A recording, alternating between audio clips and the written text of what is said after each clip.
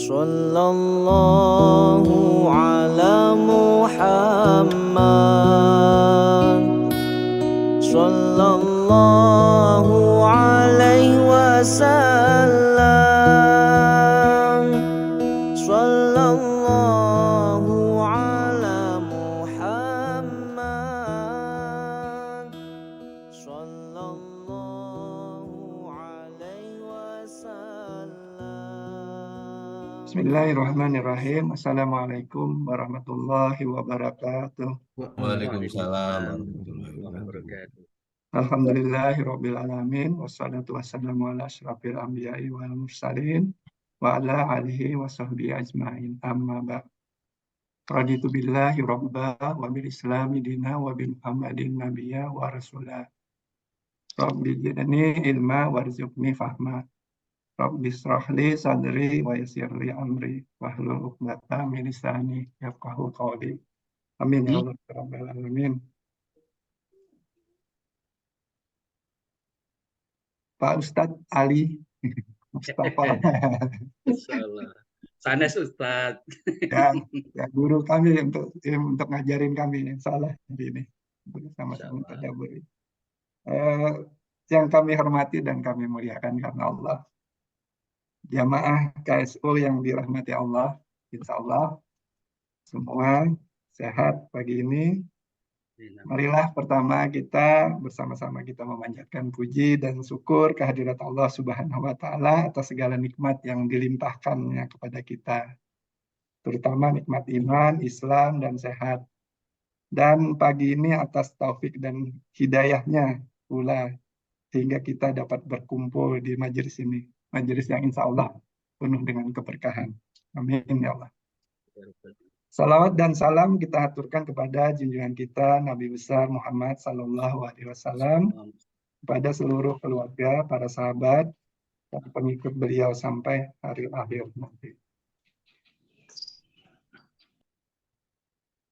Hari ini Kamis 11 Januari 2024. Insya Allah bertepatan dengan 29 Jumadil Akhir 1445 Hijriah. Kajian subuh online yang ke-189. Cukup banyak juga ya Mas Hendri ya. 189. Alhamdulillah. Insya Allah Ustadz Ali akan menyampaikan temanya tadabbur alam untuk meningkatkan keimanan. Nah, sebelumnya marilah kita dengarkan dulu tilawah dan sari tilawah yang insya Allah akan dibacakan oleh rekan kita Rusyanto, yang akan membacakan Quran surah Al-Ghasyiyah. Ini surat ke-88 ayat 17 sampai dengan 20. Monggo, Mbak Rusyanto. Assalamualaikum warahmatullahi wabarakatuh. Waalaikumsalam warahmatullahi wabarakatuh. Bismillahirrahmanirrahim. Afala yanzuruna illal ibili kaifa kulikat wa ilas samai kaifa rufiat wa ilal jibali kaifa nusibat wa ilal ardi kaifa sufihat. Artinya, maka tidaklah mereka memperhatikan unta bagaimana diciptakan dan langit bagaimana ditinggikan dan gunung-gunung bagaimana ditegakkan dan bumi bagaimana dihamparkan. Shadaqallahul adzim. Makasih. Wassalamualaikum warahmatullahi wabarakatuh. Waalaikumsalam warahmatullahi wabarakatuh. Ya, semoga yang membaca dan mendengarkannya mendapatkan rahmat dan ketenangan batin, insya Allah. Sebelumnya mungkin sedikit memperkenalkan Ustadz Ali Mustafa.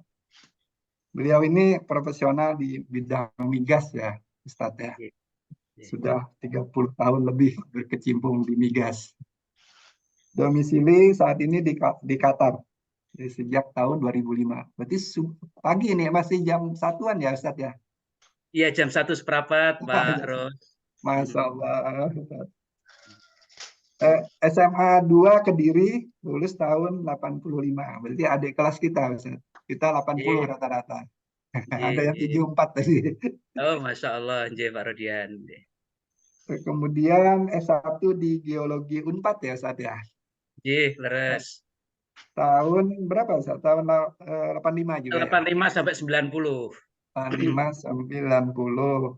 S2-nya Magister Manajemen Sistem Informasi. Sekarang berkeluarga, anak 2, cucu sudah 5 Ustaz. Baru 5. Alhamdulillah. Alhamdulillah. Alhamdulillah. Baik Ustaz, silakan dimulai. Tafadhol Ustaz. Oke, Mas Gur. Assalamualaikum warahmatullahi wabarakatuh. Waalaikumsalam. Warahmatullahi wabarakatuh.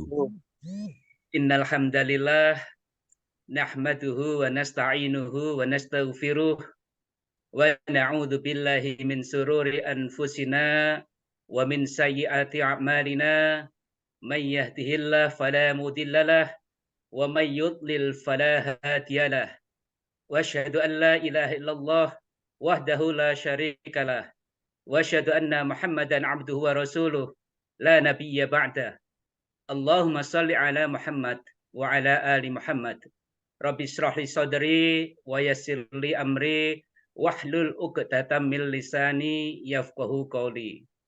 Bapak Ibu yang mudah-mudahan semuanya dimuliakan oleh Allah Subhanahu wa taala, wabil khusus alumni SMA 3 Malang dan juga mungkin ada alumni SMA 2 Kediri.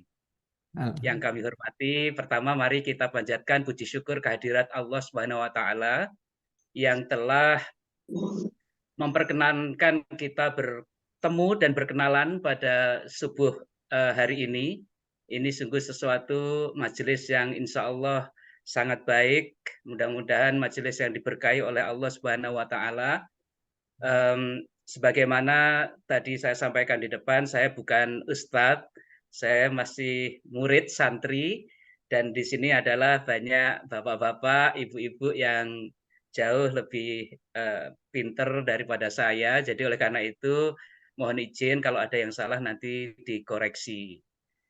Saya ingin mengajak sinau bareng dan bareng-bareng sinau mentadaburi alam, mentadaburi ayat-ayat kauniyah Allah, tanda-tanda kebesaran Allah. Dalam hal ini saya ingin mengutip Quran surat An-Naml ayat 88, bisa saya bacakan. Mungkin saya bisa share screen aja, jadi lebih enak.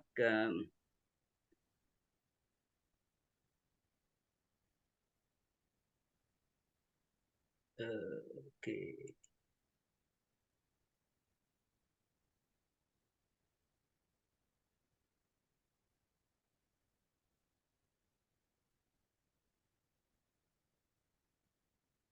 Oke.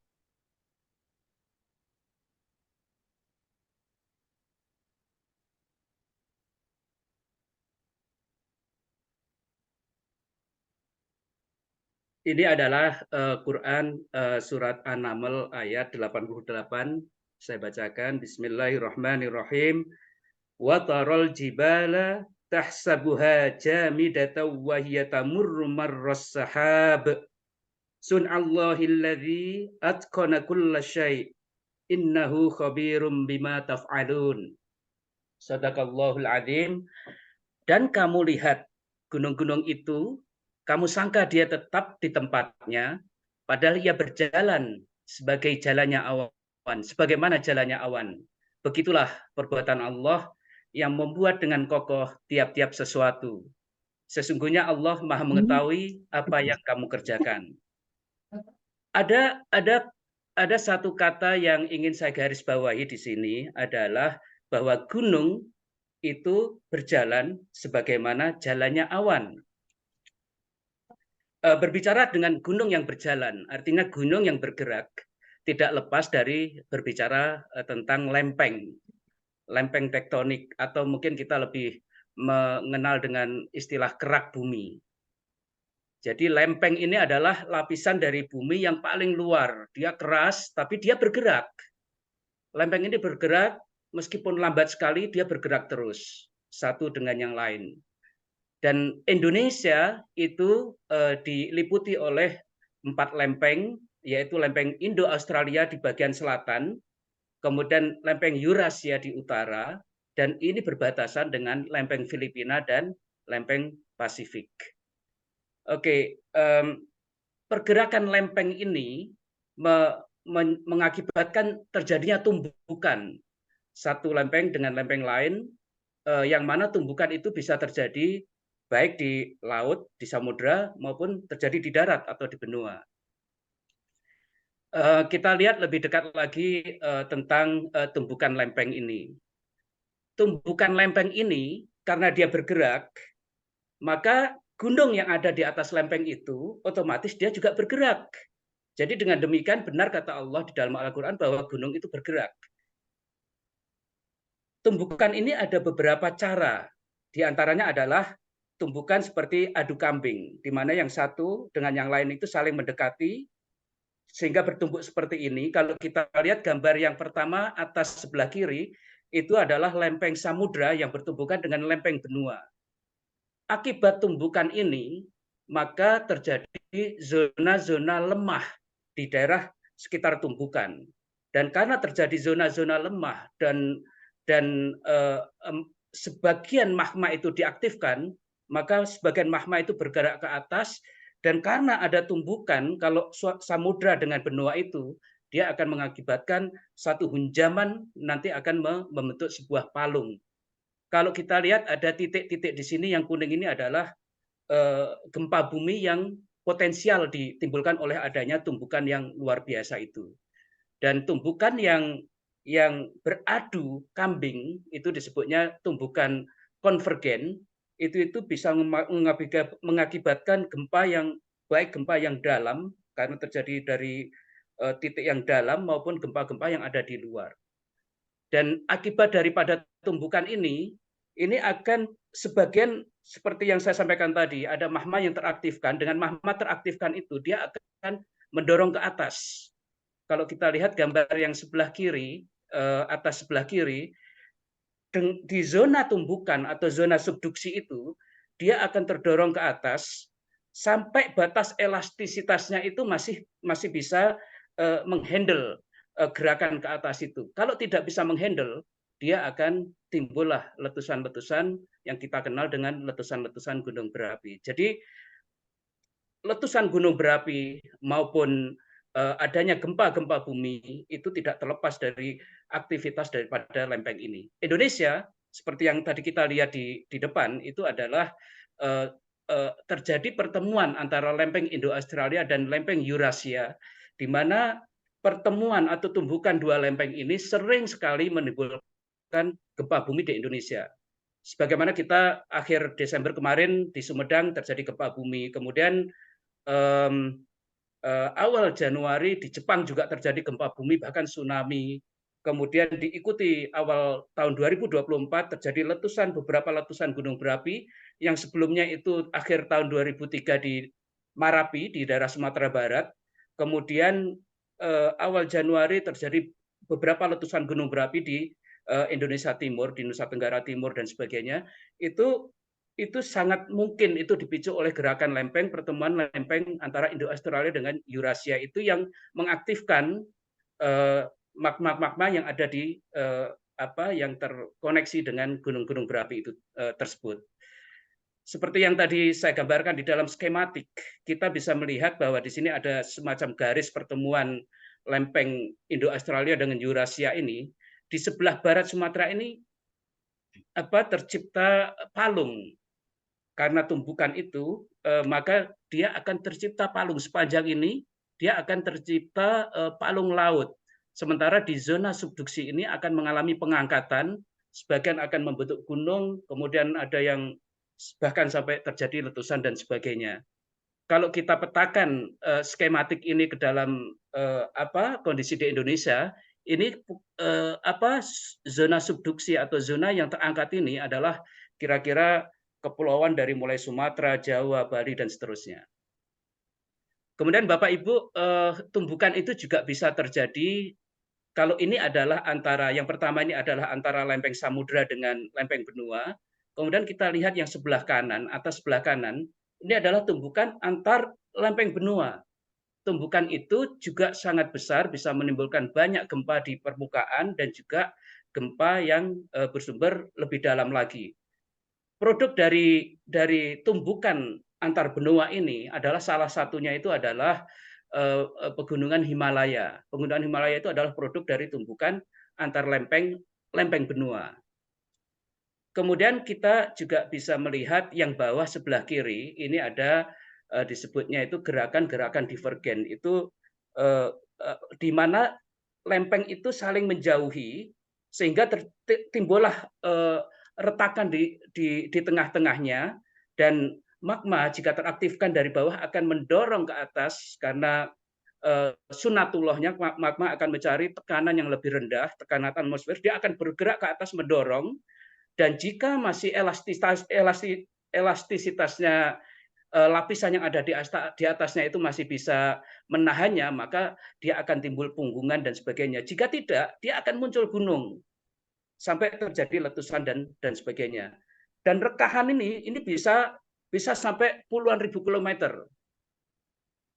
Contoh dari akibat pada rekahan ini adalah terpisahnya benua Afrika dengan Amerika Latin. Itu kalau kita lihat Samudra Atlantik itu adalah akibat dari rekahan lempeng yang saling menjauh seperti ini. Ada satu lagi gerakan dari lempeng itu secara mendatar, tapi arahnya berseberangan. Kalau kita lihat di bawah yang pojok kanan ini adalah gerakan mendatar atau disebut transform, atau mungkin kita mengenalnya dengan sesar mendatar misalnya. Itu juga bisa jika ada gunung yang tadinya deketan, dengan bergeser seperti ini, mau nggak mau gunung itu akan menjadi berjauhan. Dan ini jauhnya, jaraknya bisa sampai kilometeran. Kita dalam kehidupan nyata mungkin kita nggak pernah melihat gerakan gunung itu, tetapi di dalam ilmu geologi ini bisa dijelaskan kira-kira seperti itu. Bahkan kalau kita lihat yang gerakan divergen yang saling menjauh itu, yang sampai sekarang itu ekstrimnya itu seperti terpisahnya antara Afrika dengan Amerika Latin, itu kita bisa kebayang ketika mereka masih bersatu, gunung itu deketan, tapi begitu mereka saling menjauh, bahkan jaraknya itu sampai puluhan ribu kilometer, itu kita bisa bayang gerakan gunung itu sedemikian jauhnya. Seperti yang saya sampaikan di depan tadi, ini adalah gambaran atau ilustrasi tumbukan lempeng yang ada di Indonesia. Yang di bawah ini adalah lempeng dari Indo-Australia, kemudian yang ini adalah lempeng samudra, kemudian ini bertemu, yang ini adalah lempeng Eurasia, di mana ini adalah zona subduksinya itu, zona tabrakannya itu, dan ini muncullah di sini mulai dari Sumatera, kemudian Jawa, Bali, Lombok dan sebagainya, dan di bawahnya sini kita bisa melihat banyak gunung berapi. Dan seperti tadi yang saya sampaikan, dengan adanya tumbukan mereka itu lempeng saling bergerak, gunung-gunung yang di atasnya ini, atau mungkin yang ada di samudra, mau nggak mau juga bergerak. Meskipun kita itu secara relatif kita nggak melihat pergerakan itu, sejatinya gunung itu bergerak.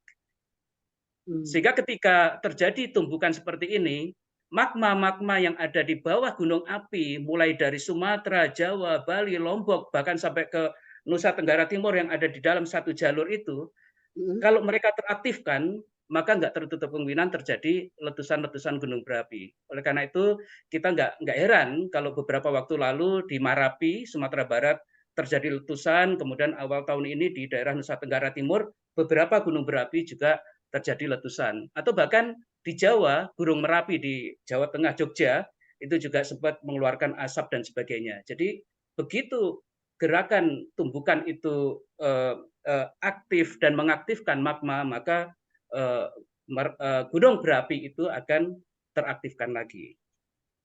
seperti yang saya sampaikan di depan tadi, bahwa ini adalah contoh dari tumbukan lempeng benua dengan benua yang menghasilkan gunung Himalaya. Bapak Ibu, yang tarikan, adapun yang gerakan saling menjauh, yang tadi saya contohkan terpisahnya Afrika dengan Amerika ini adalah contoh yang sangat ekstrem, ini yang sangat jauh banget, dan di tengahnya itu biasanya akan muncul lembah, tetapi juga ada punggungan. Kenapa punggungan? Karena dia juga ada, karena tekanan magma yang dari bawah itu, mereka juga menekan lapisan-lapisan yang di atasnya, sehingga membuat punggungan tapi masih di samudra. Kemudian kalau kita lihat yang tengah ini adalah ini bentuk modelnya, begitu ditarik dia akan mengalami patahan terus membentuk sebuah graben atau kayak sesar atau membuat kayak lembah yang ada di samudra, dan ini bisa membentuk samudra baru, membentuk ruang samudra yang baru. Ini adalah contoh gerakan yang saling menjauh lagi yang terjadi di Afrika. Kalau kita bisa melihat yang garis-garis putus ini, dan yang satunya ini adalah di mana dua lempeng di dalam lempeng yang sama ini saling menjauh dan membentuk pulau kawah-kawah atau danau di tengahnya. Dan di zona-zona yang lemah ini kita bisa melihat hampir semua gunung berapi ini muncul di zona-zona yang lemah. Karena begitu zona lemah itu bergerak, maka magma yang ada di bawah, dia secara sunatullah dia akan bergerak ke atas dan membentuk pegunungan-pegunungan, bahkan yang jika elastisitasnya itu tadi nggak bisa menahan dari gerakan magma yang ada di bawah, dia akan terjadi letusan-letusan itu. Bapak Ibu yang kami muliakan, dengan demikian kita bisa tambah yakin dengan ilmu yang Allah berikan kepada kita, kita tambah yakin bahwa apa yang disampaikan di dalam Al-Quran itu benar adanya, bisa dibuktikan secara keilmuan yang bisa dipahami oleh manusia, bahwa gunung itu bergerak seperti awan. Jadi gerakan itu bisa sangat jauh sekali. Dan itulah oleh karena itu Allah memerintahkan kepada kita untuk selalu berpikir sesuatu yang ditulis oleh Allah itu adalah benar adanya. Adapun jika kita belum mengetahuinya, berarti mungkin ilmu kita belum sampai ke sana. Mari kita lihat Quran surat Ali Imran ayat 190 dan 191. A'udzu billahi minasyaitonir rajim. Bismillahirrahmanirrahim. Inna fi khalqis samawati wal ardi wa ikhtilafil laili wan nahari la ayatil liulil albab. Sesungguhnya di dalam penciptaan langit dan bumi dan pergantian siang dan malam itu ada tanda-tanda kebesaran Allah bagi orang-orang yang berakal, ulil albab, orang-orang yang berakal. Siapa orang-orang yang berakal itu? Alladzina yadhkurunallaha qiyaman wa qu'udan wa 'ala junubihim wa yatafakkaruna fi khalqis samawati wal ard. Rabbana ma khalaqta hadza batila subhanaka faqina adzabannar. Yaitu orang ulil albab itu adalah orang-orang yang mengingat Allah sambil berdiri, kemudian atau duduk atau sambil berbaring, dan tafakur, memikirkan tentang penciptaan langit dan bumi seraya berkata, ya Allah, ya Tuhan kami, tiadalah Engkau ciptakan semua ini dengan sia-sia. Maha suci Engkau Allah, Maha suci Engkau ya Allah, berilah kami dari siksa api neraka. Gerakan-gerakan yang tadi kita ulas di depan tadi, apa manfaatnya yang bisa kita rasakan dari sisi kehidupan kita sehari-hari? Dengan bergeraknya gunung, kemudian yang diakibatkan oleh pergerakan lempeng itu, teraktifkanlah magma.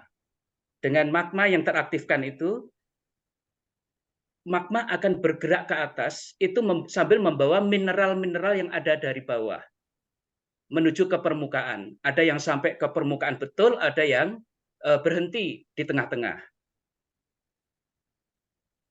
mineral-mineral ini saat ini banyak sekali yang dimanfaatkan oleh manusia karena mineral-mineral ini adalah mineral-mineral dari benda-benda yang batuan-batuan mulia, baik itu berlian atau emas dan sebagainya yang insya Allah sangat bermanfaat bagi kehidupan manusia. Dan gerakan itu tadi itu juga mengaktifkan bagian-bagian bumi yang ada di dalam sehingga terjadilah patahan-patahan yang bisa menjadi jalur migrasi daripada minyak dan gas dari reservoir atau dari tempat terjebaknya minyak dan gas yang ada di dalam menuju ke atas ke jebakan yang atau reservoir yang lebih dangkal sehingga memudahkan manusia untuk mengeksploitasinya. Jadi nggak ada yang sia-sia Allah menciptakan ini. Kenapa Allah menciptakan gunung berapi? Kenapa Allah menciptakan pergerakan lempeng yang juga berbahaya bagi manusia? Tapi Allah pasti akan memberikan kemanfaatan itibar daripada semua yang diciptakan Allah. Gerakan itu adalah makhluk Allah. Dia digerakkan oleh Allah. Dia tunduk dan patuh kepada hukum Allah, kepada sunatullah. Dan Allah memberikan juga kemanfaatan daripada ciptaan yang berupa gerakan-gerakan lempeng, kemudian gerakan-gerakan gunung, di mana Allah juga mengeluarkan mineral-mineral yang dibutuhkan oleh manusia dari perut bumi ke atas ke permukaan atau ke dekat permukaan sehingga manusia mudah mengambilnya. Demikianlah Bapak Ibu apa yang bisa saya bagikan, mungkin ini menjadi bahan diskusi untuk kita semua seperti yang telah dibacakan oleh Pak Rus tadi. Afala yanzuruna ilal ibili kaifa khuliqat, maka apakah mereka tidak memperhatikan unta bagaimana dia diciptakan, wa ilas samai kaifa rufi'at, dan bagaimana langit itu ditinggikan, wa ilal jibali kaifa nusibat, dan gunung-gunung bagaimana ditegakkan.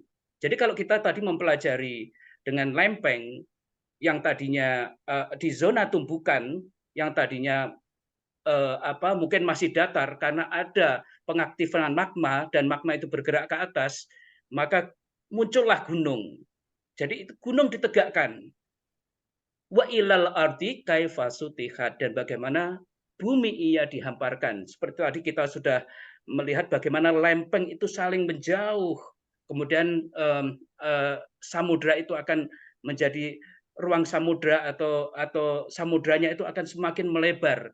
Jadi dari situ semua itu adalah ayat-ayat kauniyah Allah, ayat-ayat tanda-tanda kebesaran Allah yang tidak ditulis dalam Al-Quran. Jadi kita harus berpikir, kita harus menjadi seorang ulil albab yang berpikir bagaimana semuanya itu diciptakan sambil kita berdiri, sambil kita duduk, sambil kita berbaring. Inna fi khalqis samawati wal ardi wa ikhtilafil laili wan nahari la ayatil ulil albab. Jadi ulil albab, kita pengen menjadi seorang ulil albab yang selalu berpikir, selalu zikrullah, ingat kepada Allah, baik dikala berdiri, dikala main tenis, dikala naik sepeda, dikala duduk, dikala berbaring dan seterusnya, sambil memikirkan tentang penciptaan langit dan bumi dan semua yang ada di isinya, yang menjadi isinya, dan kemanfaatan apa yang bisa kita ciptakan sambil kita itu zikrullah. Ya Allah, sesungguhnya tidaklah sia-sia Engkau menciptakan semua ini. Allahu a'lam bishawab. Billahi taufiq wal hidayah. Assalamualaikum warahmatullahi wabarakatuh. Waalaikumsalam. Warahmatullahi wabarakatuh. Ya, baik, kita bisa diskusi, bisa bertanya gitu Ustadz ya. Monggo. Ya, teman-teman yang mau, ada yang mungkin mau menambahkan, monggo, mau bertanya, monggo, mau diskusi, silakan, monggo. Saya Mas Rodian. Monggo Mas Hendri. Makasih Mas Ali, luar biasa. Ada satu atau dua pertanyaan yang mungkin saya perlu klarifikasi. Mengenai pergerakan lempeng itu dipengaruhi oleh apa ya? Perputaran bumi atau gaya tarik bumi terhadap langit atau seperti apa? Terus kira-kira kecepatan pergerakannya itu seberapa gitu. Kok terasa kok waktu perputarannya atau pergerakannya itu kayaknya eh, lambat atau seperti apa kira-kira gitu. Kemudian yang kedua, ini kalau kita kaitkan dengan surat An-Naziat ya Pak Ustadz, ayat 32, dan gunung-gunung dia pancangkan dengan teguh. Ini berkaitan Kak dengan, karena kalau kita lihat pancang gunung-gunung dipancangkan, itu artinya kan kokoh ya. Kokoh dalam artian digoncang seberapapun pergerakannya itu kan tidak akan merubah posisi kira-kira seperti itu. Ini kaitannya dengan apa pergerakan bumi itu terus mending ya. Mungkin itu dulu. Terima kasih. Matur nuwun Pak Hendri. Pergerakannya itu yang pertama itu pergerakannya itu sangat lambat. Angka pastinya itu di antara peneliti pun juga kelihatannya masih bermacam-macam. Dan apa yang mempengaruhi pergerakan itu sesungguhnya kalau dari ilmu pengetahuan saya kurang paham ya. Allahu a'lam bishawab itu apakah itu gravitasi, apakah itu seperti ini. Seperti barang kita lempar jatuh plek, ini kita mengenalnya sebagai gravitasi misalnya begitu ya. Tapi apakah ya mungkin itu penjelasan yang bisa kita jelaskan dari ilmu yang bisa diinikan oleh manusia. Sama sunatullah itu tadi kan sunatullahnya emang jatuh ya kan karena gravitasi. Pergerakan itu bisa jadi juga seperti itu kalau menurut saya. Karena apa? Karena sesuatu yang lebih berat itu biasanya kan bergerak terus ke bawah. Maksudnya itu cenderung untuk bergerak ke bawah. Dan ya Allah alam. Sejujurnya saya nggak tahu kalau kita sudah berbicara sampai ke arah sana itu mungkin teman-teman bapak-bapak yang lebih expert di bidang ini bagaimana kok lempeng itu bergerak itu monggo ditambahkan saja. Ya seperti tadi yang saya sampaikan bahwa benda kita taruh begini dia jatuh ke bawah kita memahaminya itu karena gravitasi gitu. Tapi kalau misalnya Allah menghendaki ini ke atas bagaimana? Jadi agak rumit memang. Jadi kan yang kita tahu ini kan kita ini kayak berat jenis begini. Berat jenis air itu lebih berat daripada minyak dan gas. Jadi logikanya air ada di bawah, kemudian di atasnya minyak, kemudian di atasnya gas, paling atas gas. Tetapi di bawah permukaan itu kadang-kadang bukan kadang-kadang sering reservoir yang isinya air itu ada di atas. Tetapi memang di bawahnya kemudian ada cap rock, ada pembatas. Kemudian di bawahnya nanti ada kadang ada gas, kadang ada minyak, yang mana BJ-nya berat jenisnya itu lebih rendah. Jadi kadang-kadang cuma kalau mereka dicampur, memang mau nggak mau yang berat jenisnya lebih berat dia akan di bawah, minyak akan di bawah, air akan di bawah, kemudian minyak, kemudian gas. Itu ideal gitu. Tetapi ya faktanya ya beda reservoir, kadang-kadang reservoir yang ada di atas kadang-kadang malah isinya air, yang di bawah malah kadang-kadang isinya gas. Tapi memang ada cap rock, ada batuan-batuan pembatas di antara itu. Jadi Allah alam, saya nggak bisa menjawab itu apakah itu karena gravitasi atau apa. Mungkin bapak-bapak yang lebih paham tentang hal itu bisa menambahkan. Kemudian pertanyaan yang kedua tentang gunung dipancangkan, seperti juga di surat Al-Ghosiyah tadi, gunung ditegakkan. Mungkin kalau saya memaknainya, ini kalau saya saya rasa mungkin bapak, ibu-ibu juga dalam hal ini mungkin bisa memaknainya dengan cara yang berbeda. Saya memaknainya begini, ketika terjadi tumbukan, itu magma teraktifkan, sebagian magma teraktifkan, sebagian, tapi nggak semuanya teraktifkan. Sehingga ada gunung berapi yang pasif sampai puluhan tahun, sampai sekian lama, karena magmanya itu nggak teraktifkan. Kalau magma itu teraktifkan, dia akan mendorong ke atas, karena dia sunnatullahnya. Nah ini kenapa magma itu bergerak ke atas? Ini kan kita berbicara sunnatullah, ya kan? Hukum Allahnya itu begitu. Dia akan mencari tekanan yang lebih rendah, mendorong ke atas. Kemudian lapisan yang di atas itu akan didorong sehingga muncullah di permukaan itu yang kita lihat gunung-gunung.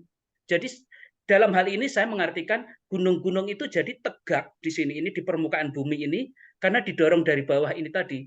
Ini bagaimana mendorongnya adalah dengan adanya tumbukan itu tadi.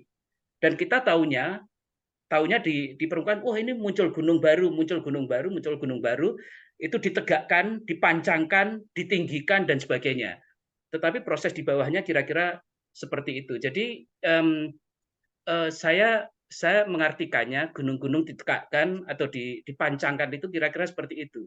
Bahkan ada mungkin dalam ayat lain itu mengatakan bahwa gunung itu sebagai pasak, seperti itu. Kira-kira itu saya mengartikannya itu agar dia imbang. Jadi agar terjadi keseimbangan. Jadi dengan dorongan dari bawah ini gunung jadi tegak, itu gunung ditegakkan. Kira-kira saya memaknakannya kira-kira seperti itu, Pak Indri. Saya mohon maaf kalau misalnya Bapak-bapak nggak sepakat dalam hal ini. Kalau misalnya punya pandangan yang berbeda, bisa di-share di sini, kan kita sinau bareng. Dan bareng-bareng sinau, monggo di-share aja. Tapi saya memaknakannya kira-kira seperti itu. Ih, matur nuwun. Sami-sami. Tanya tuh Ustaz, Pak Ali, itu gimana sih terjadinya gempa bumi itu kok bisa terjadi karena gerakan apa ya? Jadi dengan adanya tumbukan itu, tadi kan tercipta palung, ya kan?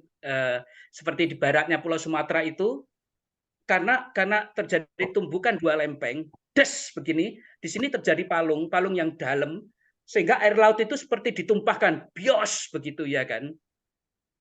Begitu air laut itu seperti ditumpahkan begini, bios begini, gerakan daripada air yang kayak ditumpahkan dalam jumlah yang sangat besar itu bisa menggoncang daerah-daerah di sekitar itu, yang sehingga kita rasakan gempa itu. Demikian juga ini Pak Arus ya nih ya. Ya. Demikian juga ini Pak Arus. Jika misalnya ini kita lihat gunung itu terjadi sesar, turun ke bawah satu, brek begini. Mau nggak mau kan yang di zona yang turun ini seperti digoyang gini kan, dihorek begini kan.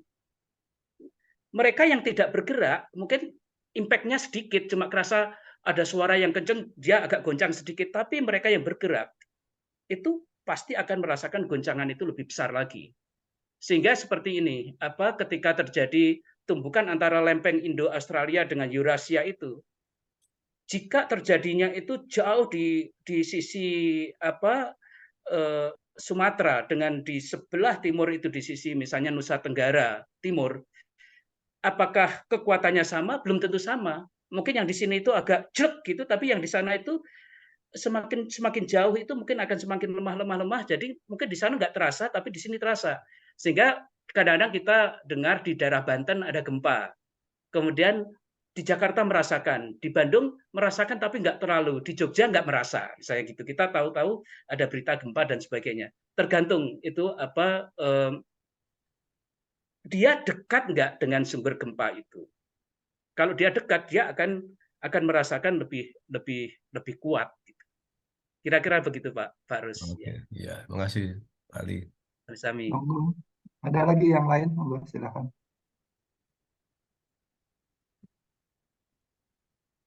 Belum ada. Begini, Ustadz, kalau saya melihat ini,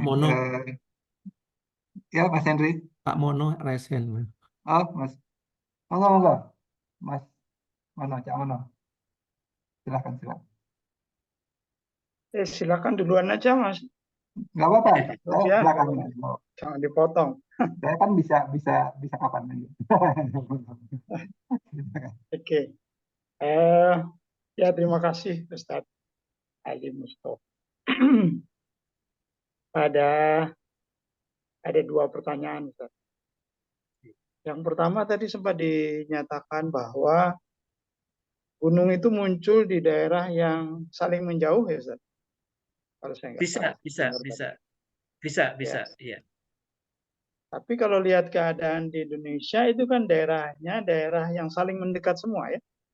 Di kawasan Indonesia. Yeah. Dan terjadi banyak gunung, terutama di daerah-daerah yang dekat dengan, ya bukan dekat sih, sedikit menjauh dari tempat ketemunya. Itu penjelasannya bagaimana ya Ustaz? Apakah dulu sempat daerah ini sempat saling menjauh gitu dan sekarang jadi saling mendekat atau gimana? Itu pertanyaan pertama. Kemudian yang kedua, menyambung tadi pertanyaan tentang gempa. Kan sampai sekarang itu para ahli menyatakan bahwa gempa itu belum bisa diramal.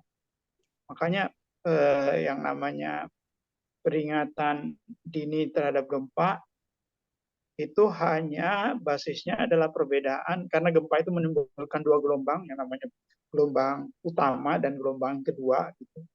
Nah, maka basis dari peringatan dini terhadap gempa itu seperti yang sudah dijalankan di Jepang, kita belum punya. Itu adalah perbedaan waktu sampainya dari kedua gelombang ini. Jadi kalau kita bisa mendeteksi datangnya gelombang pertama, primary wave itu, kita akan bilang bahwa akan ada gempa karena yang merusak itu sebenarnya yang secondary wave, gitu kan ya logikanya. Nah pertanyaannya sebenarnya kenapa kok belum bisa diramal yang namanya gempa ini? Maksud saya sebenarnya peralatan seperti apa yang harusnya kita punya atau kemajuan teknologi yang bagaimana yang kita inginkan supaya gempa ini bisa diramal. Makasih Ustaz. Ya. Baik, terima kasih Pak Mono, pertanyaannya sangat bagus. Saya coba share lagi screen saya. Oke.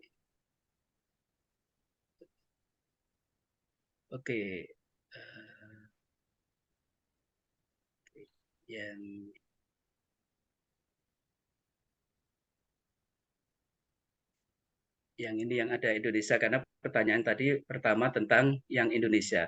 Jadi saya nggak tahu ini screen saya yang nampak yang mana ini ya? Yang gambar ada pergerakan lempeng. lempeng. Ini Pak, ini. Oke.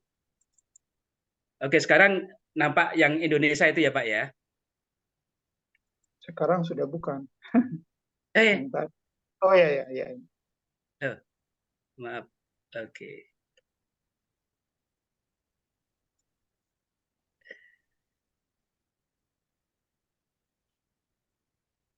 Apakah sekarang yang nampak yang Indonesia? Oke, saya ini aja. Saya stop screen. Oke, stop share. Oke, kemudian saya share lagi.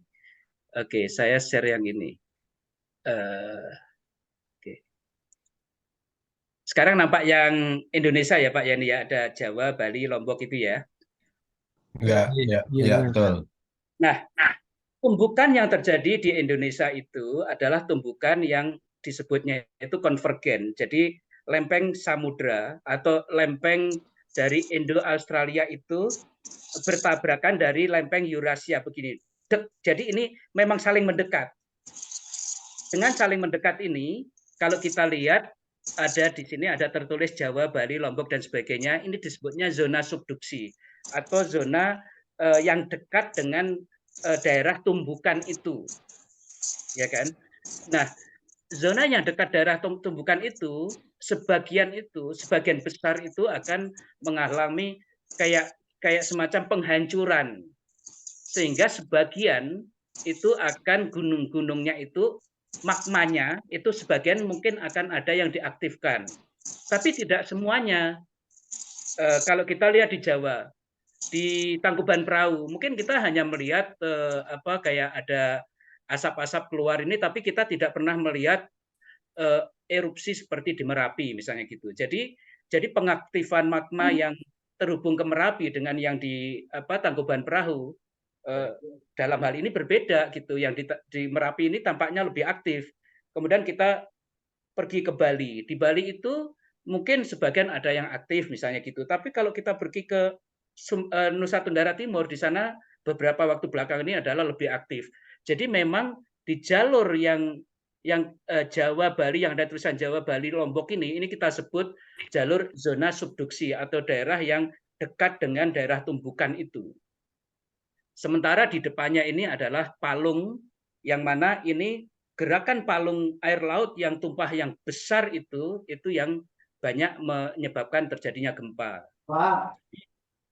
Jadi itu kira-kira Pak Mono kenapa di Indonesia ini kok malah tampaknya gunungnya itu kayak semakin mendekat karena memang pergerakan lempengnya itu berbeda. Pergerakan lempengnya itu ibaratnya saling mendekat begini memang. Dari Indo-Australia dengan Eurasia itu dia menumpuk begini, berbeda dengan yang menjauh seperti yang ada di Afrika dan Amerika itu. Mereka gerakannya itu menjauh gitu. Jadi kira-kira pertanyaan pertama begitu Pak Mono. Terus yang kedua, mitigasi gempa ya saya setuju. Terima kasih tadi tambahan dari Pak Mono.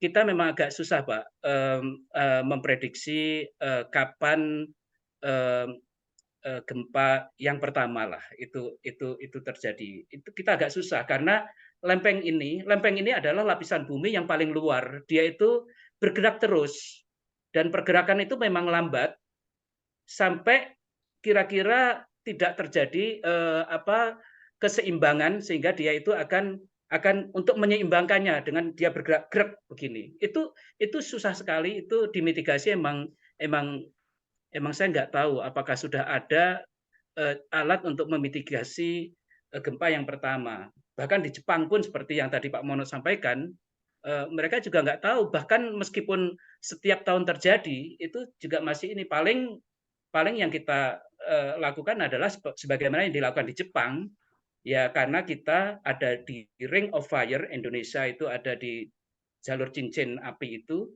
ya kita di tempat-tempat yang rawan itu kita siapkan dengan bangunan-bangunan yang anti gempa, sehingga ketika tsunami awal tahun 2004 ini tsunami-nya luar biasa di Jepang. Tetapi kalau kita lihat korbannya, kalau nggak salah kurang dari 100 ya, artinya itu adalah relatif kecil dibanding dengan katastrofik yang terjadi di sana akibat daripada tsunami ini.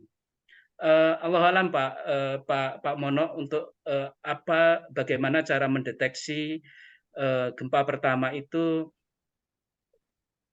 saya nggak tahu itu. Mungkin belum ada mungkin.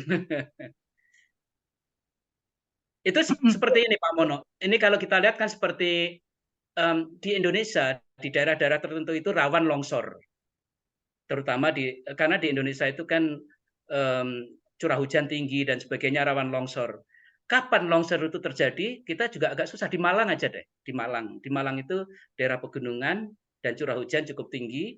Itu kan di daerah tertentu itu kan rawan longsor di sana. Kita susah memprediksi kapan longsor itu terjadi. Longsor itu ibaratnya kan gerakan yang pertama. Kemudian kalau longsor yang kedua dan sebagainya, itu tadi kan Pak Mono sudah menyampaikan antara gempa pertama dengan gempa susulan itu bisa dimitigasi. Tapi gempa pertamanya nggak bisa dimitigasi. Kira-kira begitu Pak Mono. Terima kasih Ustaz.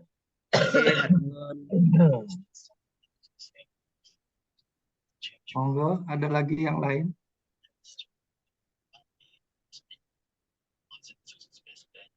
Ada Bu ini, Bu Umi Zakia, monggo Umi Raisa. Silakan. Ya. Assalamualaikum warahmatullahi wabarakatuh Pak Ustadz. Waalaikumsalam warahmatullahi wabarakatuh. Matur nuwun penjelasannya, ilmunya, barakallah. Pertanyaan saya, mohon maaf ini, ya saya tertarik kalau ada materi baru itu pengen membaca begitu, dan kemudian ketika saya baca itu ada beberapa hal mungkin yang berkaitan dengan yang apa yang sudah dijelaskan Pak Ustadz, yaitu tentang komposisi layer-layer bumi ini. Jadi bumi itu terdiri dari kerak, mantel, dan inti core, Pak Ali ya, ada core inti bumi.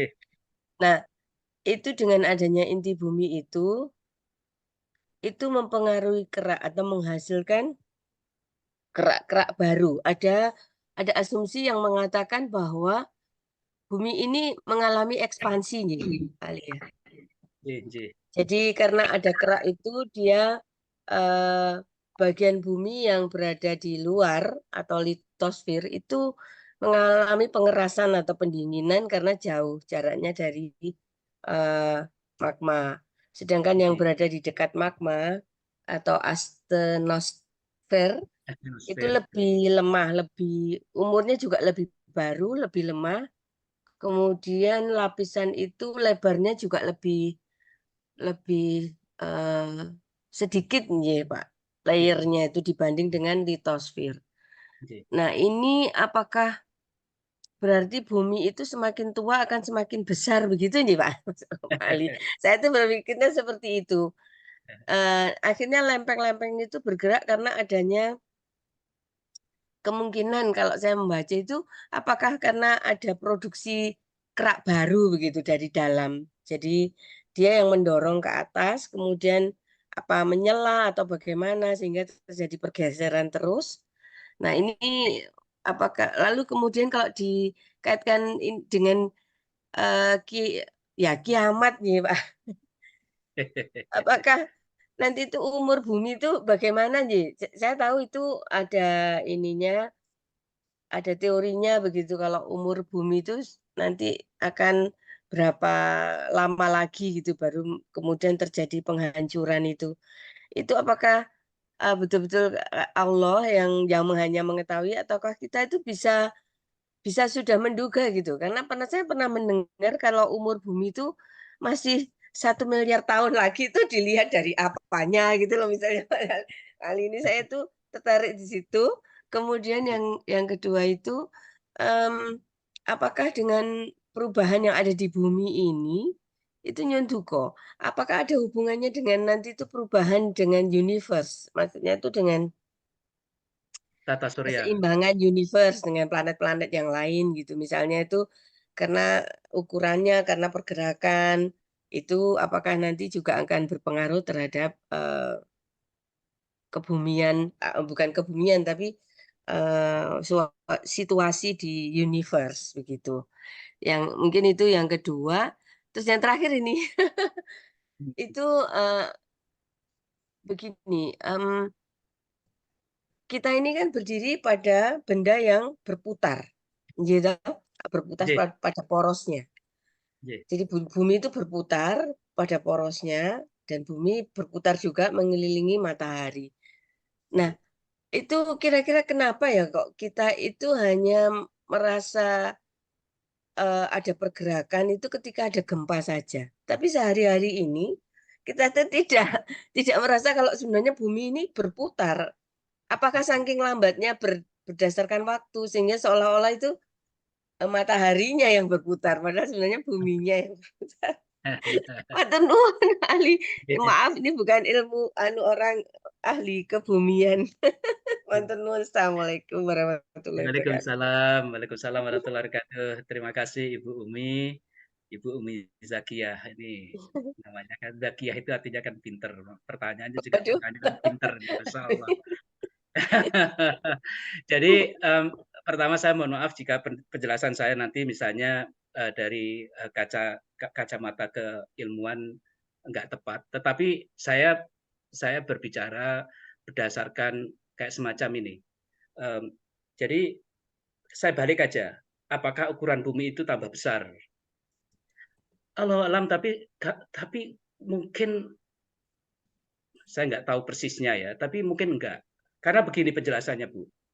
Di satu sisi itu kan terjadi pemekaran begini kan, karena gerakan dari lempeng itu tadi kan ada yang saling menjauh mekar begini kan Bu, sehingga terbukalah samudra baru, bahkan samudra ini bisa lebar sekali seperti tadi yang kita bicarakan terpisahnya kayak Afrika dengan Amerika itu mereka karena mereka saling menjauh kerak benuanya itu. Tetapi jangan lupa Ibu, di tempat lain seperti di Indonesia itu, lempeng samudra itu nabrak lempeng benua gitu ya kan. Jadi jangan-jangan lempeng samudra yang dari sini yang tadi mekar itu, dia masuk yang menghunjam di bawah lempengnya benua ini. Sehingga seakan-akan di Indonesia Betul. seakan posisinya kan jadi kayak lebih sempit kan. Sebenarnya enggak, Iya. lempengnya yang masuk ke dalam begini kan itu kan. Di sana di sebelah kiri sana di lempeng samudranya itu melebar, tapi ternyata lebarnya itu di sini ini di Indonesia antara lempeng Indo-Australia dan Eurasia itu dia masuk menghujam ke bawahnya lempeng Eurasia gitu. Hmm. Jadi kita Iya. kalau saya membayangkannya seperti itu. Saya membuat asumsi buminya itu tidak berubah ukuran, tetapi kalau ada pemekaran lempeng samudra seperti itu, Iya. tetapi di tempat lain itu lempeng samudra itu menghunjam di bawah lempeng benua, artinya ya sama seperti cuma muter begini aja gitu. Itu bayangan saya kira-kira Hmm. seperti itu, Bu. Ya. Ya. Itu jadi apakah buminya lebih besar? Bayangan saya enggak, sepertinya enggak gitu. Tapi Allah alam. Kalau ada yang lebih tahu, mohon nanti dicerahkanlah kepada kita semua. Kemudian pertanyaan kedua tadi tentang apakah dengan pergerakan itu ya, pergerakan Ya, apa yang terjadi di bumi itu berpengaruh pada universe. Ini pertanyaannya sulit, Allah alam, Bu. Saya nggak tahu, tapi yang jelas begini. Kalau kita lihat bahwa penebangan hutan dan sebagainya, dia akan membuat polusi udara yang luar biasa. Ini kan terjadi di bumi kan, polusi itu kan. Iya. Kemudian naik ke atas, misalnya kayak gitu. Kemudian merusak ozon dan sebagainya. Bagaimana impact dari kerusakan itu Allah alam. Saya nggak tahu persis apakah bumi bergerak itu akan merubah tatanan daripada universe ini. Bumi bergerak dari dulu ya Bu ya, kalau kita lihat ya, tapi ya udah jutaan tahun ya, sampai saat ini kira-kira kita tidak melihat ada sesuatu yang berbeda. Saya nggak tahu Bu. Ilmu saya belum sampai ke sana itu. Saya mohon maaf, saya nggak bisa jawab kalau itu. Iya. Ya, sementara ini memang yang kita pelajari kan baru sampai bumi, atmosfer aja. Ruang angkasa itu ya kita pelajari hanya mungkin seperti ini Pak Ali, mungkin untuk ilmu-ilmu tentang satelit, tentang planet-planet, itu mungkin bintang-bintang itu juga ada ilmunya sendiri, astronomi ya. Jadi ya mungkin Lebih anunya. paham mereka ya. Iya, ini untuk itu. Tadi kalau menurut Pak Ali gimana usia bumi ini? Kiamat itu kita bahkan Rasulullah SAW sendiri nggak tahu kapan datang gitu kan. Cuma Rasulullah misalnya dawuh kiamat nanti kalau udah dekat itu tanda-tandanya seperti ini gitu. Tapi kalau kan kita ini kan sadaqallahul adzim wa sadaqa Rasulullah sallallahu alaihi wasallam. Jadi apa yang disampaikan Rasulullah itu ya benar adanya. Kita nggak bisa memprediksi kapan itu datang gitu. Rasulullah sendiri menyampaikan kepada kita itu tanda-tanda dekat itu ini. Tapi itu kualitatif kalau kita lihat itu kan. Dekat itu dekat seperti apa gitu. Kayak seperti dekat itu apakah setahun 2 tahun ke depan, 1 abad 2 abad ke depan, itu kita Allah alam kita nggak tahu. Apalagi kalau kita melihat umur bumi itu adalah yang sudah jutaan tahun misalnya kayak gitu kan. Jadi yang kalau kita berbicara 10 tahun, 100 tahun, 1 abad bahkan 1000 tahun dibanding jutaan tahun, itu 1000 tahun itu ya relatif pendek banget. Jadi kalau itu dibilang dekat ya mungkin dekat, tapi Allah alam kita jujur kalau sepengetahuan saya kita nggak bisa memprediksi when it comes, kapan dia datang itu nggak bisa, sebagaimana Rasulullah SAW dawuh bahwa ya tanda-tandanya kiamat sudah dekat itu seperti ini, tetapi when does it come, Rasulullah juga nggak dawuh kapan itu datang gitu. Allah alam Bu, nggak tahu Bu itu Bu. Iya, matur. Tadi itu mungkin untuk rotasi Pak, terakhir yang rotasi bumi, mengapa kita merasa matahari yang berputar bukan kita? Iya. Pertanyaan yang menarik ini. Ini saya jadi ingat ini, Ibu. Ketika kita naik kereta api, ya kan, kita bertemulah di satu tempat di stasiun. dua-duanya berhenti ketika itu, ya kan? Kita jejer, beda jalur jejer. Tiba-tiba kita merasa kita bergerak gitu. Hati kita itu merasa kita bergerak. Tapi begitu kita lihat tiang di luar gerbong kita itu, kok tetap aja gitu, tiangnya kok berhenti di situ aja gitu. Rupanya kereta kita nggak bergerak, yang bergerak kereta sebelah gitu, ya kan? Iya. Jadi itu relatif ya Bu ya. Kita ya kita nggak merasa itu gitu. Kalau menurut saya kira-kira begitu Bu. Ya seperti itu tadi. Karena pandangan kita pendek kan, pandangan kita itu yang dekat kita lihat depan kita ya nggak ada pergerakan apa-apa. Yang kita lihat tahu-tahu matahari yang tadinya terbit di sebelah timur, kemudian zuhur di atas, kemudian condong ke barat sedikit, tahu-tahu sore di sebelah barat. Padahal kita yang bergerak sejatinya begitu. Tapi karena jarak pandang kita itu dekat, ya kan, kita melihat rumah kita, depan kita, pohon yang ada di depan kita, bangunan yang ada di depan kita, mereka itu kita nggak bergerak terhadap mereka sama sekali, relatif nggak bergerak sama sekali. Jadi kita nggak merasa pergerakan itu. Jadi itu ya, kayak di kereta itu aja lah Bu. Kita duduk, ya kan, kita ngeliat kursi depan kita, tahu-tahu kita merasa kelihatan matahari dan tadi. rupanya yang lain yang jalan. Iya. Betul. Iya, matur nuwun Pak Ali Ustari. Matur nuwun Mas Rodian. Ya, sama-sama Bu Umi. Saya ini aja sekedar pengen bertukar pikiran lah gitu ya. Jadi kalau kita lihat secara ini ya, waktu, bumi itu berputar pada porosnya sehari itu 24 jam ya. Nah, kemudian bumi memutari matahari 360 sekian hari, sekian detik, sehingga sehingga itu udah berapa ribu tahun kan berputar itu. Artinya ada satu keseimbangan yang harus dijaga gitu kan. Supaya tidak berubah, bumi tidak hari ini dia mau 24 jam, besok 23 jam gitu nggak bisa kan. Itu berantakan semua, kecepatannya berubah nanti pada rontok semua gitu. Nah, berarti bumi sendiri punya keberkahan kan, diberi keberkahan untuk menjaga dirinya supaya tetap seimbang berputar 24 jam sehari kan gitu. Jadi kalau ada di suatu tempat orang menebang pohon sekian banyak, dia akan membuat keseimbangan baru supaya dia berputar tadi tidak akan merubah jumlah waktunya kan gitu. Jadi dia sunatullahnya begitu. Jadi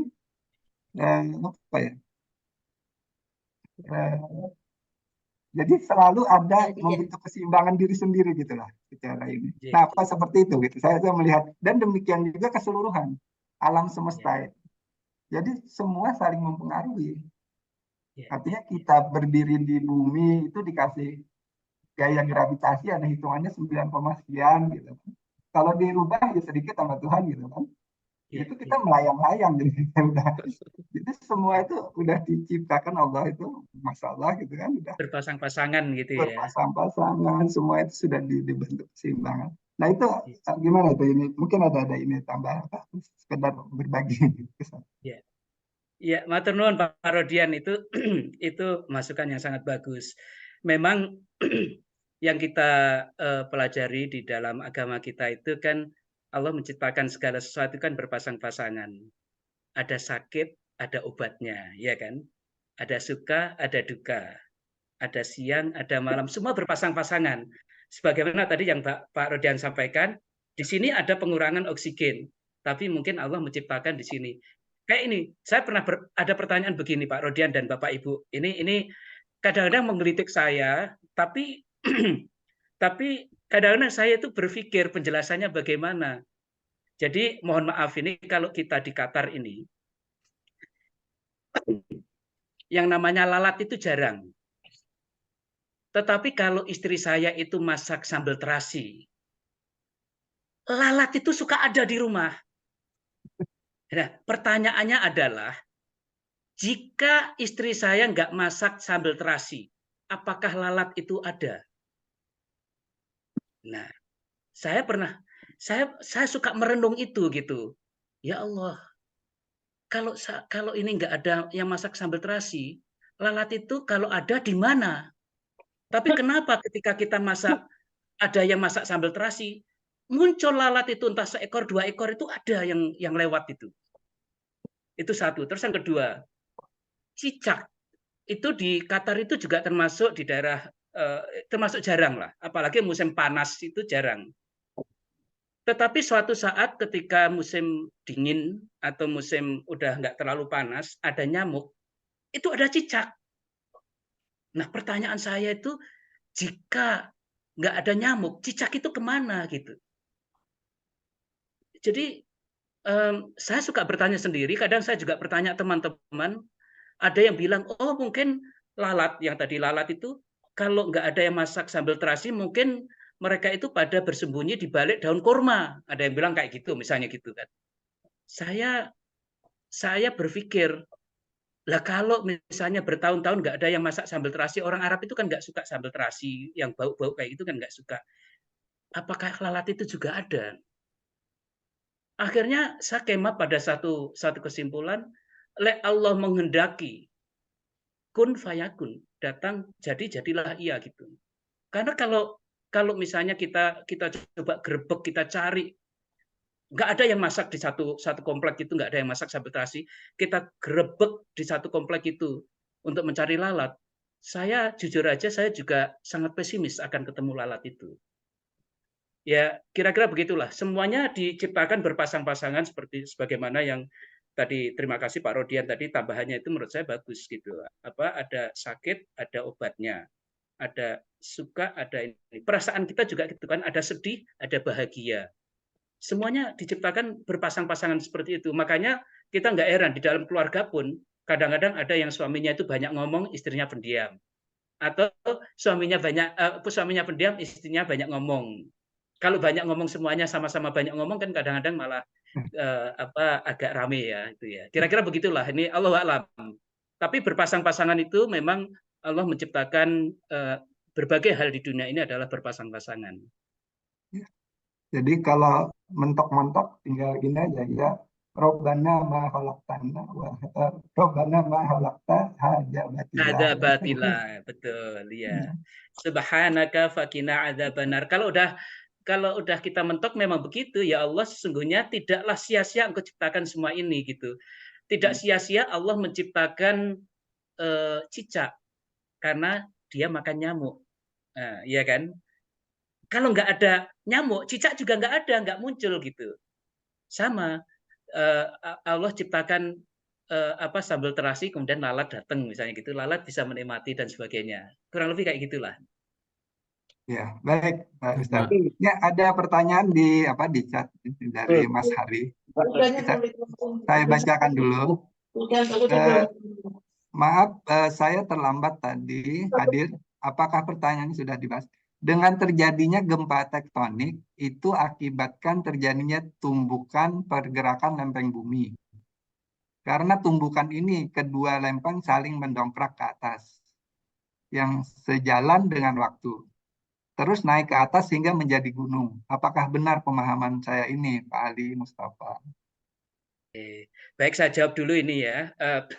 Tadi memang sudah kita jelaskan, tumbukan jika terjadi antar lempeng benua, jadi antar lempeng benua, begini, dia mau nggak mau kan akan naik ke atas, dan ini akan membentuk gunung, dan itu betul apa yang Bapak sampaikan, tanyakan ini adalah betul, dan itu adalah salah satu yang terjadi di Himalaya. Himalaya itu adalah produk dari tumbukan lempeng yang membentuk gunung, dan bahkan gunung yang sangat tinggi.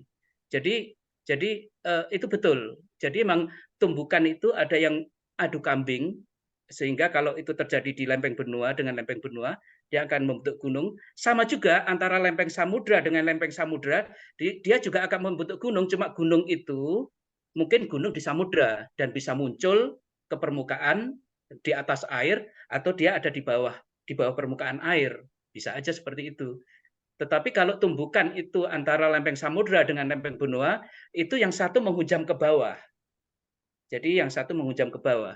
Kira-kira begitu Pak, ini jadi pertanyaannya, apakah benar pemahaman saya tentang tumbukan ini yang mendongkrak ke atas? Itu betul, ada yang begitu.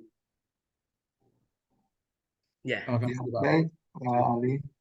Mas Sari mau ada lanjutan pertanyaan, monggo. Ya, artinya itu ya Pak Ali ya, pertanda bahwa gempa bumi tektonik itu merupakan bentuk kasih sayang Allah ya, bentuk kasih sayang Allah bahwa itu adalah untuk membuat pasak bumi stabil dengan pasak bumi yang semakin menghujam ke bawah, makin tinggi makin menghujam juga ke bawah gitu ya Pak Ali. Iya. Ya, Rabbana ma khalaqta hadza batila, ya Allah ya Tuhan kami, sesungguhnya tidak sia-sia Engkau ciptakan semuanya ini.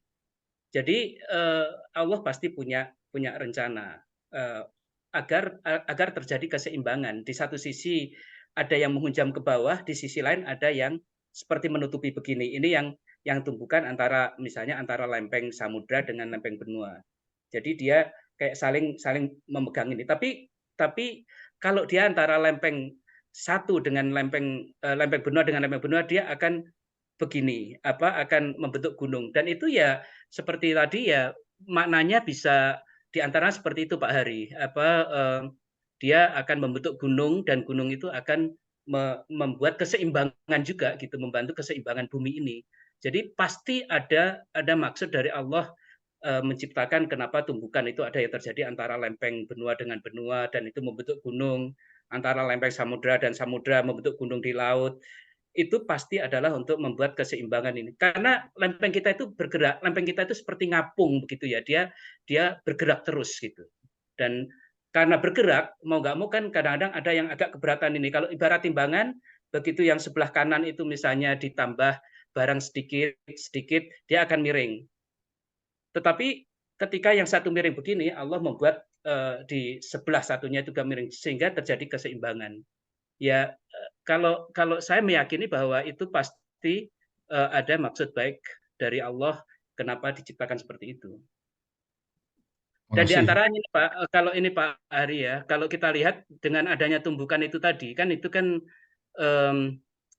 seperti tadi yang kita bicarakan di depan, dia akan memunculkan gunung yang baru, kemudian juga akan mengeluarkan mineral-mineral yang sangat bermanfaat buat manusia dan sebagainya, sehingga mineral-mineral itu ada di dekat permukaan atau bahkan ada yang sampai ke permukaan sehingga manusia itu bisa memanfaatkannya.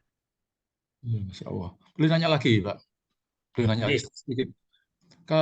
Kenapa di Jepang ya? Di Jepang itu begitu banyaknya frekuensi gempa bumi, dan juga di Indonesia bagian selatan.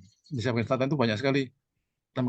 Itu sebetulnya apakah karena memang banyak lempeng di sana atau gimana Pak? Iya, ini Pak. Jadi kita lihat ini sekarang saya ingin tunjukkan tentang ini dulu. Saya bukakan maaf.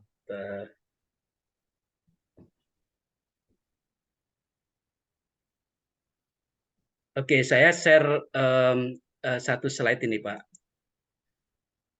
Kelihatan ya, ini Pak, ada lempeng Indo-Australia, kemudian ada lempeng Pasifik, lempeng Filipina. Ini kelihatan ya Pak ya? Kelihatan. Oke. Tadi pertanyaannya kenapa banyak gempa di jalur ini, ya kan, di Jawa Selatan dan sebagainya ini.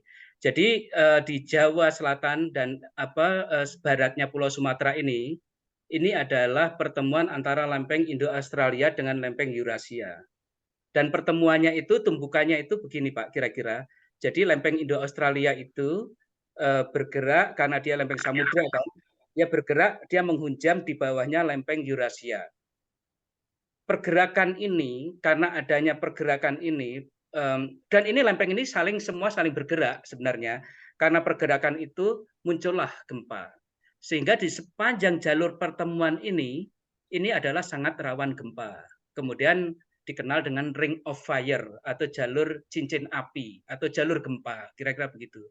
Dan Pulau Sumatera, kemudian Pulau Jawa, Bali, Lombok ini adalah disebutnya zona subduksi, zona di mana di sini itu terjadi penghancuran. Ini jadi begitu ketemu ini di tangan kanan saya ini adalah Pulau Sumatera, Jawa dan sebagainya, di mana di situ banyak muncul gunung berapi. Kalau magmanya di bawahnya ini teraktifkan karena tumbukan ini, maka terjadi letusan. Sehingga beberapa waktu lalu di Marapi di Sumatera Barat meletus. Kemudian awal Januari kemarin di Nusa Tenggara Timur beberapa gunung juga meletus. Karena apa? Karena lempeng Indo-Australia ini dan lempeng Eurasia, begitu juga lempeng yang lain ini bergerak terus meskipun pergerakannya itu lambat. Ketika keseimbangan itu terganggu, ketika zona-zona yang bertemu itu hancur dan magmanya teraktifkan, maka dia akan bergerak ke atas. Demikian juga di Jepang. Di Jepang ini kalau kita lihat ini sebenarnya Jepang masih di atasnya Filipina. Itu adalah pertemuan antara lempeng Filipina dengan lempeng Eurasia kan itu kan. Sama karena dia adalah di daerah di mana dekat dengan pertemuan kedua lempeng itu. Kalau dalam hal ini di lempeng Filipinanya ini mau nggak mau dia yang menghunjam ke bawah begini. Itu impact-nya, dampaknya itu adalah terjadi zona-zona lemah sepanjang jalur itu sehingga sering terjadi gempa maupun letusan gunung berapi. Kira-kira gitu Pak Hari. Ya Allah, makasih Pak Ari. Sami-sami. Ya. Baik, ini ada pertanyaan di chat satu lagi dari Mas Lili Gani. Mas Lili Gani. Menarik jawaban Ustadz terkait keberadaan lalat. Dengan demikian nggak perlu bikin nyamuk yang netralisir virus demam berdarah karena mengganggu keseimbangan alam. Bagaimana Ustadz? Maaf Jamal Baru. Ya, menurut Ustadz bagaimana? Iya. Masya Allah, ini pertanyaan yang sangat menarik ini. Ini di Bali lagi banyak dikirim nyamuk kelihatannya ya Pak Lili ya ini ya. Allahu alam. Jadi kadang-kadang manusia itu kan mereka-reka. Teknologi yang dibuat oleh manusia adalah ya itu interpretasi dari manusia itu sendiri. Makanya kayak dibuat nyamuk penetralisir dan sebagainya. Saya nggak bisa komentar kalau hal-hal yang seperti ini. Tapi yang jelas memang Allah menciptakan segala sesuatu itu berpasang-pasangan. Memang saya yakin itu adalah untuk keseimbangan alam itu tadi. Sekarang kalau menurut saya pribadi ini ya, mungkin nyamuknya nggak perlu kita bikin, tetapi bagaimana kita menghindari agar nyamuk itu muncul gitu. Kalau kita lihat kan nyamuk demam berdarah itu sering muncul mungkin karena di sekitar rumah kita ada genangan-genangan air yang kecil-kecil dan sebagainya, sehingga di situ terjadi jentik-jentik nyamuk dan sebagainya, kemudian berkembang menjadi nyamuk, dia kan. Kalau kita bisa menjaga lingkungan kita itu tidak memungkinkan terjadinya kehidupan daripada jentik-jentik nyamuk itu, dan semua masyarakat di sekitar rumah kita, komplek kita itu juga sama menjaga itu, logikanya adalah less likely bahwa nyamuk akan ada di situ. Meskipun jika Allah berkehendak mau dikirim nyamuk ya bisa aja gitu, tetapi kan Allah mengirim sesuatu kan pasti biasanya ada sebabnya agar manusia kan kita juga bisa ini. Sebagaimana lalat itu tadi, kalau kita nggak makan, kita nggak bikin sambal terasi, baunya yang sangat menyengat begitu, lalat nggak datang. Rumah sepi, nggak ada lalat, kita nggak perlu pakai tutup makanan dan sebagainya misalnya ini. Tetapi karena kita pengen makan pakai sambal terasi, ya resikonya lalat akan datang. Sama dengan nyamuk itu tadi. Kalau kita bisa menjaga tempat kita itu bersih, tidak memungkinkan jentik-jentik untuk hidup, maka ya insya Allah nyamuk itu mudah-mudahan lebih kecil kemungkinannya untuk datang. Kecuali kalau kita misalnya keluar rumah. Jadi di rumah kita, komplek kita sudah aman, di rumah kita aman, komplek kita aman. Tapi kemudian kita bersepeda ke arah Batu misalnya gitu. Di Batu masih banyak nyamuk, kita kena nyamuk di Batu. Kalau Allah menghendaki, bisa aja kan seperti itu. Kita terus kena demam berdarah. kita nggak bisa protes pada Allah, ya Allah kompleks saya udah bersih dari nyamuk, kenapa kok saya kena demam berdarah? Padahal kita digigit nyamuknya mungkin bukan di komplek rumah kita, mungkin di tempat lain yang di sana itu mungkin masih banyak nyamuk dan sebagainya. Dan di Indonesia kalau kita lihat ini kan Pak, banyak genangan-genangan air, curah hujan cukup tinggi apalagi di Malang misalnya begitu, dan mungkin bekas kaleng atau apa itu juga kadang-kadang di tempat-tempat tertentu itu masih nggak terlalu bersih sehingga memungkinkan terjadinya genangan-genangan air kecil yang bisa menyebabkan ini. Bahkan jangan-jangan sebagian MCK dari masyarakat kita itu ada yang masih terbuka, dan di situ itu kadang-kadang ada jentik-jentik air dan sebagainya. Itu saya ingat waktu kecil dulu suka ada yang seperti itu.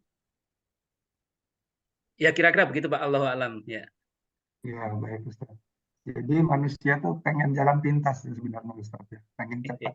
Padahal akan membentuk keseimbangan baru lagi. Nanti yang di tempat lain mungkin malah bikin masalah baru gitu ya Ustaz ya. Jadi Betul. Bisa dikatakan kalau nggak mau ada lalat ya jangan masak terasi gitu ya, masak dengan terasi Betul. gitu ya Ustaz ya. Betul. Ya baik, Mas Willy bagaimana? Masih ada mau ini kan tambahkan? Cukup kalau nggak ada. Cukup. Alhamdulillah. Ya. Nanti kalau panjang kalau nanya lagi. Gimana Mas Willy? Udah sehat Mas Willy? Maaf nih. Maaf. Selamat ikut bergabung. Ya, siap. Moga Mas Willy.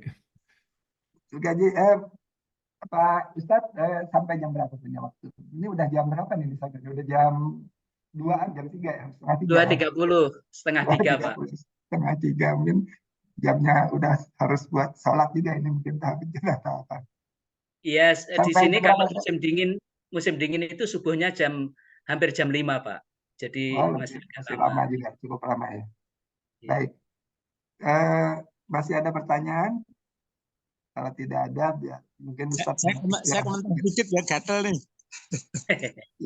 Moga Mas ini. Ini mohon masukan dari Pak Ustadz.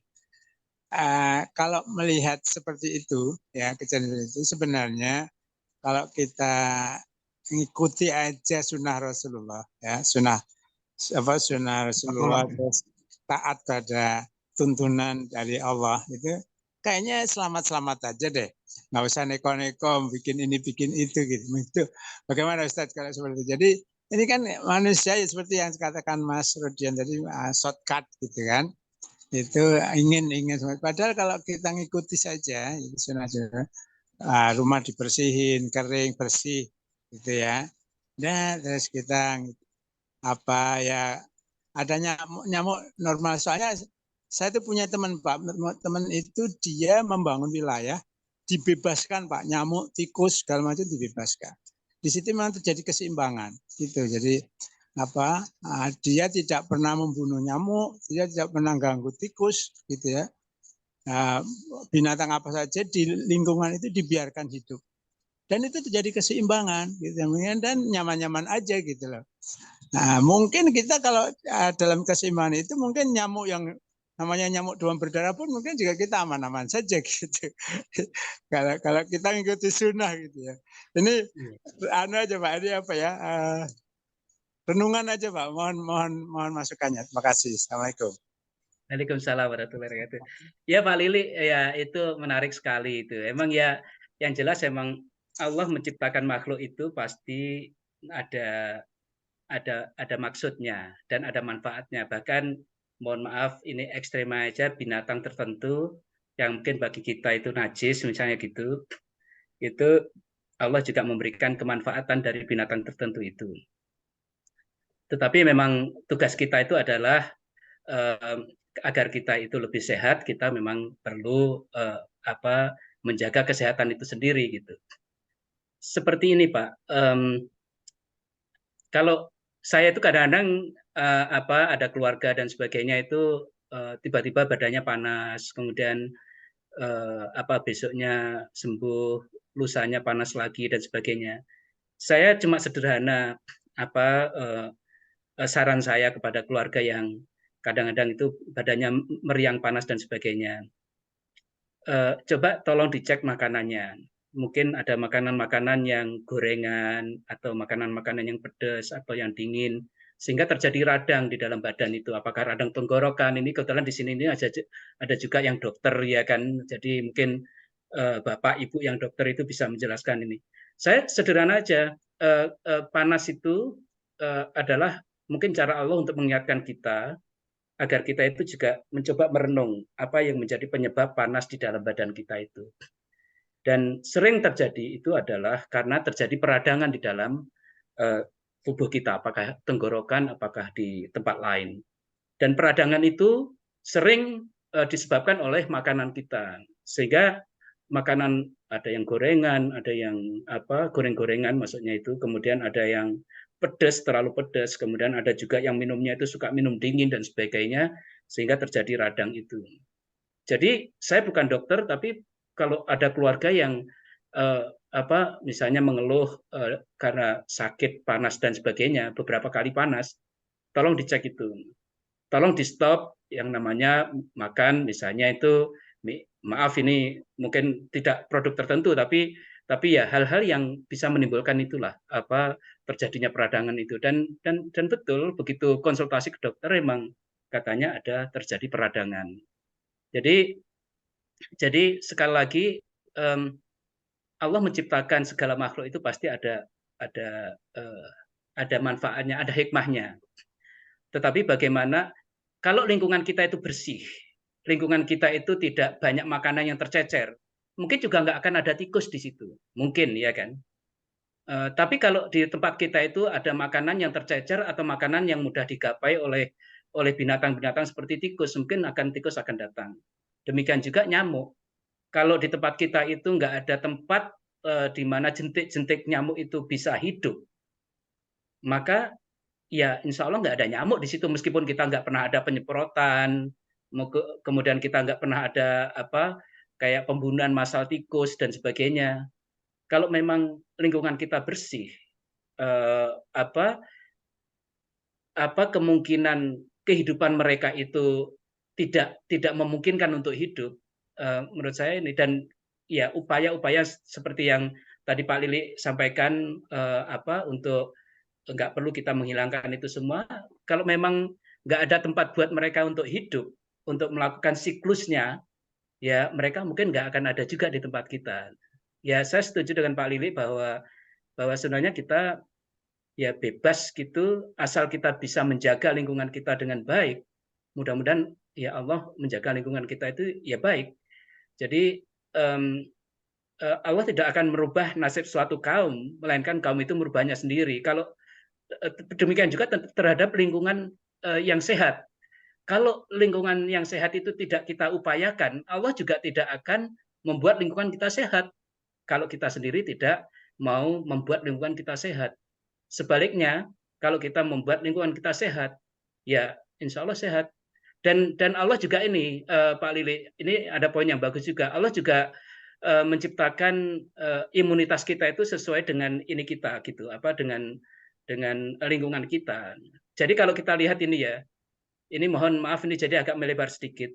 Kalau kita lihat di pohon-pohon yang warnanya coklat, terus kita lihat di situ ada ulat yang nempel di pohon itu. Ulat yang ada di situ kan sering warnanya itu juga agak coklat gitu kan. Agak seperti kayak kayu, misalnya kayak pohon. Demikian juga batu. Di batu itu kalau misalnya ada ulat yang nempel di batu, sering warnanya itu mirip dengan batunya itu.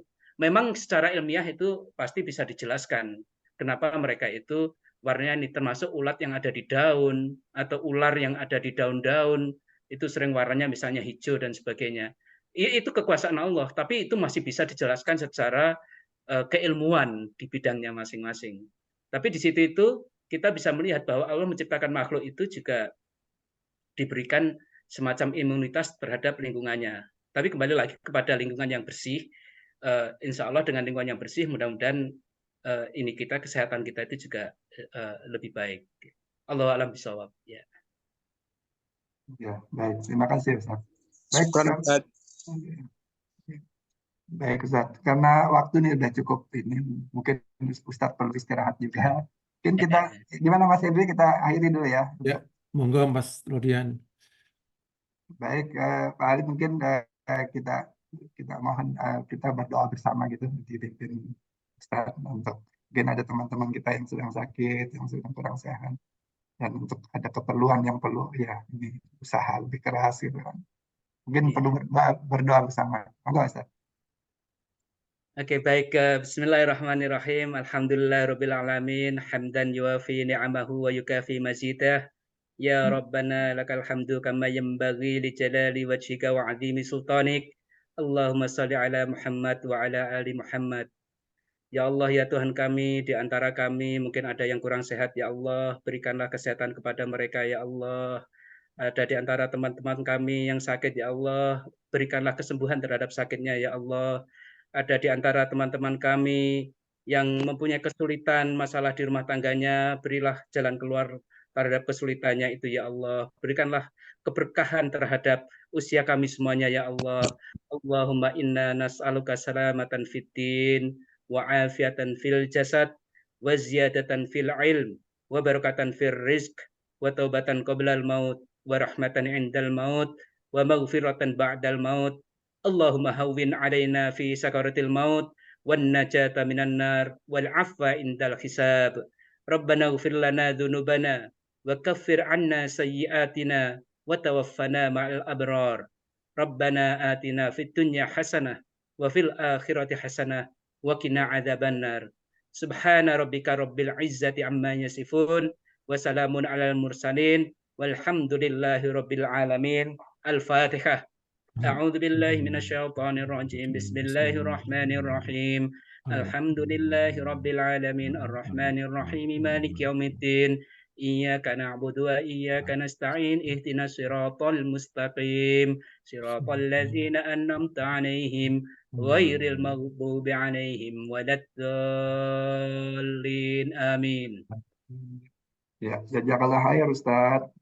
Jazakumullah khair. Mohon maaf jika ada kesalahan, kekurangan.